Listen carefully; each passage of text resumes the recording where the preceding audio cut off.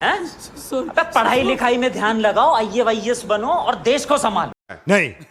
आज की इस वीडियो में हम बात करने वाले जो कोविड-19 के पेशेंट होते हैं तो उनके ट्रीटमेंट के लिए जो डिफरेंट टाइप्स की ड्रग्स यूज़ की जाती हैं उनके बारे में। तो सबसे पहले हम बात करते हैं जो लेटेस्ट DGHS गाइडलाइंस है, मतलब director general of the health services की गाइडलाइंस है। उनके अकॉर्डिंग हम कोविड-19 पेशेंट को 4 कैटेगरी के अंदर डिवाइड करते हैं। 4 category means the asymptomatic, mild, moderate and the severe Covid positive patient. तो सबसे पहले हम बात करते हैं एसिम्टोमेटिक पेशेंट के बारे में। एसिम्टोमेटिक पेशेंट क्या होते हैं? जिनके अंदर कोई सिम्टम्स नहीं होते हैं लेकिन वो कोविड पॉजिटिव होते हैं, और इनके ट्रीटमेंट के लिए हम कोई स्पेसिफिक मेडिकेशंस का यूज़ नहीं करते हैं क्योंकि इनके अंदर सिम्टम्स एब्सेंट होते हैं। इसके बाद हम बात करते हैं माइल्ड केसेस के बारे में। माइल्ड केस क्या होते हैं? जिनके अंदर the shortness of the breathness absent होती है, मतलब डिस्निया एब्सेंट होगा और रेस्पिरेटरी रेट होगी वह होगी 24 से कम, और इनके अंदर जो ऑक्सीजन सेचुरेशन लेवल होता है वह होता है 94% से ज़्यादा। तो इनके ट्रीटमेंट के लिए हम यूज़ करते हैं सिम्टोमेटिक ट्रीटमेंट। सिम्टोमेटिक ट्रीटमेंट मतलब जैसे फीवर के लिए हम यूज़ कर सकते हैं एंटीपायरेटिक्स का। एंटीपायरेटिक्स के रूप में हम पैरासीटामोल का यूज़ कर सकते हैं। अगर पैरासीटामोल हमारे पास अवेलेबल नहीं है तो हम मेफेनेमिक एसिड का यूज़ कर सकते हैं। और कफ के लिए हम यूज़ करते हैं एंटीटसिव्स का, और इसके अलावा हम यूज़ कर सकते हैं inhalational steroids like the budesonide 800 microgram twice daily for 5 days. अब हम बात करते हैं मॉडरेट कोविड पॉजिटिव पेशेंट के बारे में। मॉडरेट केस क्या होते हैं? जिनके अंदर मतलब डिस्निया मतलब शॉर्टनेस ऑफ द ब्रेथनेस प्रेजेंट होगी, और जो रेस्पिरेटरी रेट है वह इनके अंदर बढ़कर 30 तक हो जाएगी, बट 30 से नीचे होगी, और इनके अंदर जो ऑक्सीजन सेचुरेशन लेवल है वो घटकर 94 से रह जाएगा 90 to 93%। अब हम बात करते हैं treatment of the moderate cases. तो मॉडरेट केसेज के ट्रीटमेंट के लिए हम जो माइल्ड में यूज़ कर रहे थे सिम्टोमेटिक ट्रीटमेंट हुआ तो यूज़ करेंगे ही, उसके साथ साथ हम एक्स्ट्रा क्या क्या यूज़ करने वाले हैं इसमें ट्रीटमेंट के रूप में? हम इसके अंदर यूज़ करेंगे ऑक्सीजन सपोर्ट का, क्योंकि ऑक्सीजन सपोर्ट हम यूज़ कर रहे हैं जो ऑक्सीजन सेचुरेशन लेवल है उसको 92। समझ रहे हो? समझ रहे हो आप? समझ रहे हो ना? इसके अलावा हम इसमें यूज़ करेंगे स्टीरॉयड का। स्टीरॉयड का यूज़ क्यों करेंगे? अगर ऑक्सीजन सेचुरेशन लेवल 92% से कम हो जाता है तो उसे हम मेंटेन करने के लिए इसके अंदर स्टीरॉयड्स का यूज़ करते हैं। इसके अलावा हम जो मॉडरेट टू सीवियर केसेज होते हैं उनके अंदर क्या होता है, जो थ्रोम्बो एम्बोलिज्म का रिस्क ज़्यादा होता है, तो इसलिए हम प्रोफाइलेक्टिक एंटीकोआगुलेंट्स का यूज़ करेंगे। और इसके अलावा हम बेसलाइन इन्वेस्टिगेशंस करते जाएंगे और उनके रिजल्ट के बेसिस पे हम अलग अलग ड्रग्स का यूज़ करते जाएंगे। अब हम बात करते हैं लास्ट जो टाइप के कोविड पॉजिटिव पेशेंट होते हैं, मतलब सीवियर कोविड पॉजिटिव पेशेंट होते हैं उनके बारे में। सीवियर पेशेंट क्या होते हैं? जिनके अंदर डिस्निया तो प्रेजेंट होगा ही, और इनका जो रेस्पिरेटरी रेट है वो और ज़्यादा बढ़ जाएगा, यह हो जाएगा मोर देन 30। लेकिन इनके अंदर जो ऑक्सीजन सेचुरेशन लेवल है वो घटकर और भी कम हो जाएगा, ये 90% से भी कम हो जाएगा। तो इनका ट्रीटमेंट बिल्कुल मॉडरेट केसेज होते हैं उनके ट्रीटमेंट के सेम होगा, मतलब उनकी तरह ही होगा, लेकिन इनके अंदर जो हम एक्स्ट्रा अलग से बात याद रखने की ज़रूरत है वह है इनके अंदर हम स्टेरॉइड, जितने पेशेंट होते हैं सीवियर कोविड पॉजिटिव पेशेंट होते हैं उनके अंदर हम स्टेरॉइड यूज़ करेंगे, क्योंकि स्टेरॉइड का काम है ऑक्सीजन का जो सेचुरेशन लेवल है उसको बनाए रखना। तो यहाँ पे ऑक्सीजन सेचुरेशन लेवल ऑलरेडी 90% से कम है, तो हम उसको बनाए रखने के लिए मतलब बढ़ाने के लिए इसके अंदर स्टेरॉइड का यूज़ करेंगे। अरे कहना क्या चाहते हो? इसके बाद हम बात करते हैं जो कोविड पॉजिटिव पेशेंट्स के लिए अलग अलग ड्रग्स यूज़ की जाती हैं उनके बारे में।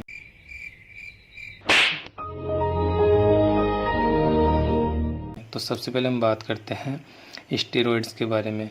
स्टेरॉइड्स क्या होते हैं? ये only life saving drugs in the COVID positive patient, और the steroids are harmful in the asymptomatic and the mild cases. जो स्टेरॉइड होती है वो एसिम्टोमेटिक और माइल्ड केस में मतलब हार्मफुल होती है, क्योंकि जब वायरस हमारी बॉडी के अंदर एंटर करता है तो हमारी बॉडी की इम्यूनिटी होती है वो क्या होती है, स्टिमुलेट हो जाती है, और 4 से 5 दिन के बाद जो मोस्ट ऑफ द कोविड के केस होते हैं वो ठीक हो जाते हैं।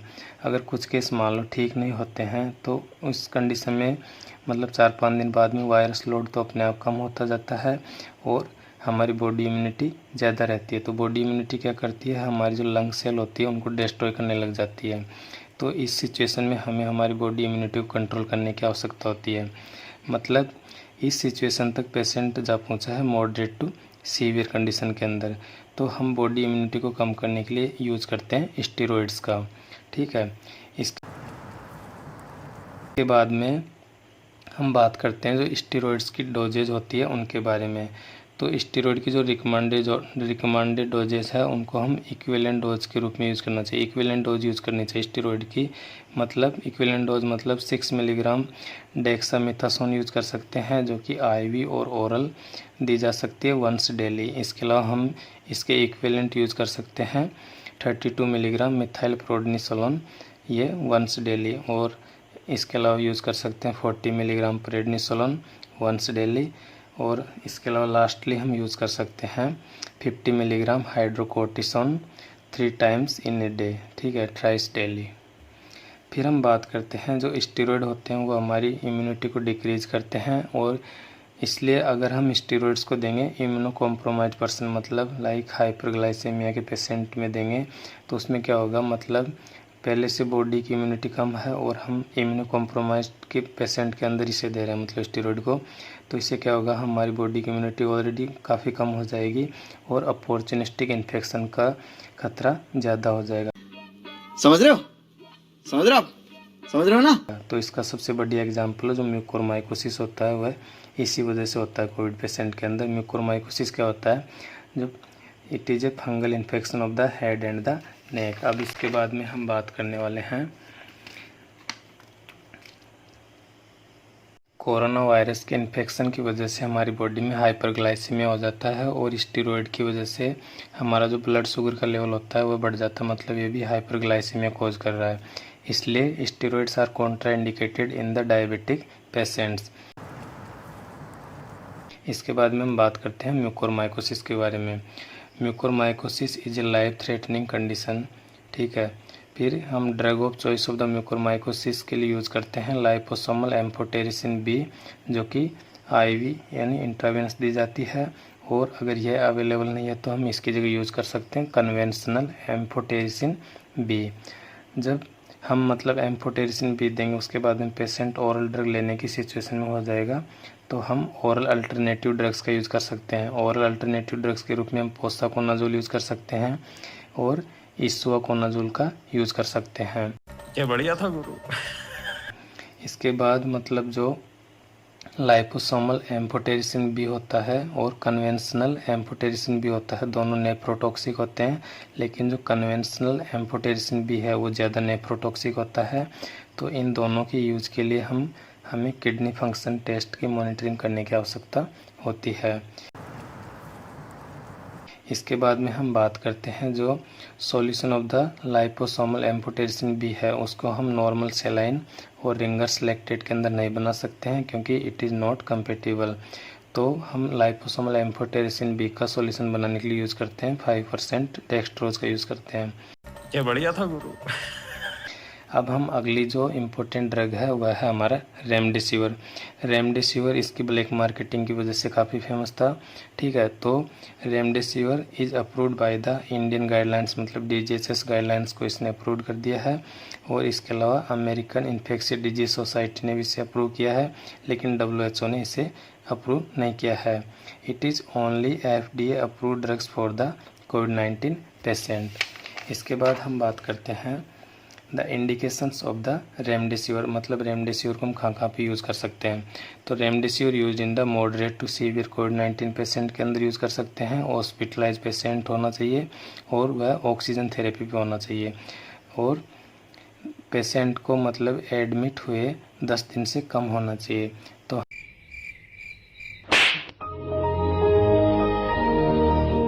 हम रेमडेसिविर को ऐसे पेशेंट के अंदर यूज करेंगे जो हॉस्पिटल के अंदर ऑक्सीजन थेरेपी पे हो और उसको एडमिट हुए 10 दिन से कम होना चाहिए। इसके बाद में हम बात करते हैं mechanism of action of the remdesivir, मतलब रेमडेसिविर कैसे काम करता है। रेमडेसिविर क्या होता है, जो कोरोना वायरस का RNA डिपेंडेंट RNA पॉलीमरेज होता है उसको इनहिबिट कर देता है, तो उसकी मतलब जो प्रोटीन मशीनरी होती है वह ब्लॉक हो जाती है, तो वह इससे वायरस की आगे डेथ हो जाती है। इसके बाद में जो हम रेमडेसिविर का यूज़ करते हैं तो इसका यूज़ करने के लिए हम kidney function test, liver function test और प्रोथ्रोम्बिन टाइम के मॉनिटरिंग की रिक्वायरमेंट होगी। अब हम बात करते हैं contraindications of the remdesivir. मतलब रेमडेसिविर को हम कहाँ पे यूज़ नहीं कर सकते हैं। रेमडेसिविर को हम यूज़ नहीं कर सकते हैं अगर GFR level less than 30 millilitre पर मिनट होगा, मतलब किडनी फेलियर होगा। और इसके अलावा जो एलेनिन अमाइनो ट्रांसअमीनेज एंजाइम का जो लेवल होता है तो उसके लेवल का 5 टाइम्स से ज़्यादा हो जाएगा। अरे कहना क्या चाहते हो? मतलब लीवर फेलियर के अंदर भी हम रेमडेसिविर को यूज़ नहीं कर सकते हैं। इसके बाद में हम बात करते हैं adverse effect of the remdesivir. तो रेमडेसिविर का एडवर्स इफेक्ट होता एनाफाइलेक्सिस हो सकता है, इन्फ्यूजन रिलेटेड रिएक्शंस हो सकती है क्योंकि हम इसे IV देते हैं। इसके अलावा नोजिया भी हो सकता है। फिर बात करते हैं जो रेमडेसिविर होता है और क्लोरोक्विन और हाइड्रोक्सी क्लोरोक्विन होते हैं। तो रेमडेसिविर को हम कभी भी क्लोरोक्विन और हाइड्रोक्सी क्लोरोक्विन के साथ नहीं देते हैं क्योंकि जो क्लोरोक्विन और हाइड्रोक्सी क्लोरोक्विन होती है ये क्या करती है, जो रेमडेसिविर की एंटी वायरल एक्टिविटी होती है उसको क्या करती है, कम करती है।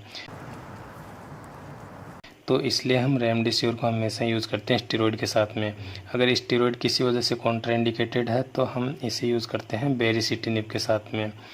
अब नेक्स्ट ड्रग है वह है हमारा टोसिलिजुमाब, जो कि एक मोनोक्लोनल एंटीबॉडी है अगेंस्ट इंटरल्यूकिन 6। मतलब इंटरल्यूकिन 6 के अगेंस्ट ये मोनोक्लोनल एंटीबॉडी है। It is not approved by the FDA for कोविड-19। और इसके अलावा हम जो टोसिलिजुमाब है उसको यूज़ कर सकते हैं साइटोकाइन रिलीज सिंड्रोम इन कोविड-19 पेशेंट में। Tocilizumab is used as the emergency use authorisation in कोविड-19 पेशेंट। मतलब when we do not have any other drug for that disease we use emergency use authorization drug at that time। मतलब किसी बीमारी के लिए हमारे पास कोई और अदर ड्रग्स नहीं होती है तो हम उस सिचुएशन में इमरजेंसी यूज ऑथराइजेशन ड्रग्स का यूज करते हैं। अब हम बात करेंगे indications of the tocilizumab. Tocilizumab only indicated in the following condition. इसको हम यूज़ कर सकते हैं severe to critically ill COVID patient के अंदर, और जब हमें स्टेरॉइड लेते हुए 1 से 2 दिन से ज़्यादा हो गई और हमारी ऑक्सीजन रिक्वायरमेंट में कोई इम्प्रूवमेंट नहीं हो रहा तो उस कंडीशन में भी हम इसका यूज़ करेंगे। इसके अलावा हम इसको यूज़ करेंगे जब inflammatory markers are increase like the C reactive protein is more than 75 milligram per litre हो गया तो इस कंडीशन में भी हम टोसिलिजुमाब का यूज़ करेंगे। और जो हमारा टोसिलिजुमाब होता है ये क्या करता है, जो हमारी इम्यूनिटी होता है उसको कम करता है by inhibiting interleukin 6। So it is contraindicated in bacterial fungal and the tuberculosis. मतलब इन इन्फेक्शन के अंदर हम इसको लेने से अवॉइड करेंगे क्योंकि ये क्या करता है, हमारी बॉडी की इम्यूनिटी को कम करता है। इसलिए अगर हम इन इन्फेक्शन के अंदर इसका यूज़ करेंगे तो ये इन इन्फेक्शन को एग्रावेट कर देगा। समझ रहे हो?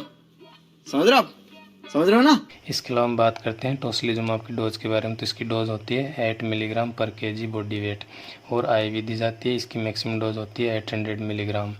अब हम बात करते हैं टोसिलिजुमाब को हम कौन कौन सी कंडीशन के अंदर अवॉइड करते हैं। तो इसको हम अवॉइड करते हैं इम्यूनो कॉम्प्रोमाइज पेशेंट के अंदर, और जब एलेनिन अमाइनो ट्रांसअमीनेज एंजाइम का लेवल इसके हाईएस्ट लेवल का 5 गुना से ज़्यादा हो जाएगा उस कंडीशन में भी हम इसको अवॉइड करेंगे। इसके अलावा high risk of the GI perforation में absolute neutrophil count less than 500 cells per microlitre and platelet count is less than 50,000 cells per microlitre होगा। तो इन सभी कंडीशन के अंदर हम टोसिलिजुमाब को लेने से अवॉइड करेंगे। इसके बाद में हम कोविड में यूज़ की जाने वाली मोनोक्लोनल एंटीबॉडीज़ के बारे में बात करते हैं। ये मोनोक्लोनल एंटीबॉडी होती है जो कोरोना वायरस की स्पाइक एस प्रोटीन होती है उसके अगेंस्ट होती है। तो कौन कौन सी मोनोक्लोनल एंटीबॉडी यूज़ की जाती है, इसमें यूज़ की जाती है बेमलेनिमाब जो कि FDA approved emergency use authorization monoclonal antibody होती है। मतलब हम इमरजेंसी यूज ऑथराइजेशन के रूप में कौन कौन सी मोनोक्लोनल एंटीबॉडी यूज़ करते हैं। एक तो बेमलेनिमाब हो गया, बेमलेनिमाब प्लस एटेसविमाब हो गया, और इसका तीसरा कॉम्बिनेशन हो गया केसरीविमाब प्लस इमडेविमाब। इन सभी मोनोक्लोनल एंटीबॉडी में VI आ रहा है। VI का मतलब है against the virus and MAB का मतलब मोनोक्लोनल एंटीबॉडीज़, और ये सभी monoclonal antibodies given IV to prevent the infection. इसलिए मतलब ये मोनोक्लोनल एंटीबॉडी इन्फेक्शन को प्रिवेंट करने के लिए दी जाती है, इसलिए हमें इन्हें मतलब थेरेपी की स्टार्टिंग में यूज़ करेंगे। तो अरे कहना क्या चाहते हो? These monoclonal antibody are given at the start of the therapy और इन आउट पेशेंट ट्रीटमेंट के रूप में यूज़ करेंगे। इसके बाद में हम बात करने वाले हैं जो लास्ट मतलब अगली ड्रग है कोविड के अंदर यूज़ की जाती है, वह है हमारा बेरिसिटिनिब। जितनी भी NIB से एंड होने वाली ड्रग होती है वो सभी क्या होती है, ओरल होती है। और ये काइनेज इनहिबिटर होती है। Kinase mainly Janus kinase inhibitor होती है। क्या बढ़िया था गुरु। ठीक है, इसके बाद में जो बेरिसिटिनिब है इसको भी हम इमरजेंसी यूज़ ऑथराइजेशन के रूप में यूज़ करते हैं रेमडेसिविर के साथ में। और इसकी डोज मतलब इसकी जो लीवर फेलियर और किडनी फेलियर उसके अंदर इसकी डोज एडजस्टमेंट की रिक्वायरमेंट होती है हमें। और ये क्या करता है, हमारा थ्रोम्बो एम्बोलिज्म का रिस्क बढ़ाता है। अब हम बात करते हैं कोविड के अंदर यूज़ किए जाने वाले एंटीकोगुलेंट्स के बारे में।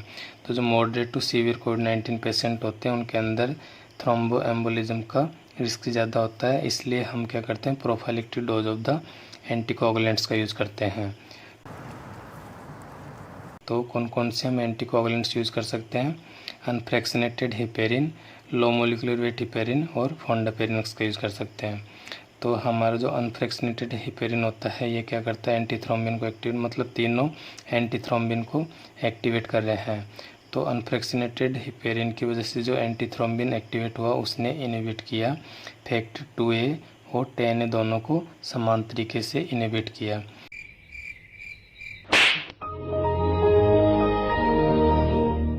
और लो मोलिकुलर वेट हेपेरिन ने एक्टिवेट किया एंटीथ्रोम्बिन ने और उस एंटीथ्रोम्बिन ने इनहिबिट किया फैक्टर 10A को ज़्यादा करेगा 2A की तुलना में। और जो फोंडापेरिनक्स है उसने एक्टिवेट किया एंटीथ्रोम्बिन को और इस एंटीथ्रोम्बिन ने इनहिबिट किया ओनली फैक्टर 2A को। यह फैक्टर 10A को इनहिबिट नहीं करता है। इसके बाद में जो अगली ड्रग यूज़ की जाती है कोरोना के अंदर वह हमारा 2-डीऑक्सी डी ग्लूकोज मतलब 2DG। जो हमारा 2DG है यह it is developed by the DRDO। DRDO मतलब defence research and the development organisation. और it is approved by the DCGI। DCGI मतलब drugs controller general of the India. तो जो 2DG होता है इसमें क्या होता है, जो हमारा ग्लूकोज होता है उसके अंदर से हम 2OH को निकाल कर उसकी जगह 2H ऐड कर देंगे तो ये बन जाएगा हमारा 2DG। OH मतलब ऑक्सीजन हटा तो डीऑक्सी। ठीक है, जो नॉर्मल ग्लूकोज होता है वो हमारा ग्लाइकोलाइसिस में पार्टिसिपेट करता है और एनर्जी का फॉर्मेशन होता है। लेकिन जो 2DG होता है ये ग्लाइकोलाइसिस को इनहिबिट कर देता है और एनर्जी का फॉर्मेशन नहीं होता है। तो जो ट्यूमर और वायरल सेल होती है उनके अंदर जो ग्लूकोज ट्रांसपोर्ट लगे होते हैं वो क्या करते हैं, ग्लूकोज की जगह पे 2DG को अंदर लेते हैं। और जब 2DG मतलब ग्लूकोज की जगह 2DG सेल्स के अंदर जाएगा तो वहाँ पे ग्लाइकोलाइसिस नहीं हो पाएगा, इस वजह से वहाँ पे एनर्जी का प्रोडक्शन नहीं होगा और डेथ ऑफ द वायरस। तो ये हमारे कोविड में इस मैकेनिज्म का हम यूज़ कर सकते हैं। समझ रहे हो, समझ रहे हो आप, समझ रहे हो ना। इसके बाद में हम बात करते हैं जो ये 2DG है हमारा, it is approved as emergency use authorization by the DCGI in moderate to severe कोविड-19 patient to decrease the oxygen requirement. मतलब अरे कहना क्या चाहते हो। मॉडरेट टू सीवियर कोविड-19 पेशेंट होते हैं उनमें हमें ऑक्सीजन की रिक्वायरमेंट को कम करने के लिए DCGI ने इसको इमरजेंसी यूज ऑथराइजेशन के रूप में मान्यता दी है। इसके बाद में हम बात करते हैं the therapy is not recommended now. मतलब ये ड्रग्स पहले यूज़ की जाती थी कोविड के अंदर लेकिन आजकल इनको यूज़ नहीं करते हैं। क्यों यूज़ नहीं करते हैं, नॉट सो मच इफेक्टिव, क्योंकि ये बहुत ज़्यादा इफेक्टिव नहीं है। तो कौन कौन सी ड्रग्स यूज़ की जाती थी पहले, हम यूज़ करते थे chloroquine, hydroxy chloroquine, ivermectin, azithromycin, colchicine. Thank you. खत्म। Bye bye, tata, goodbye, गया।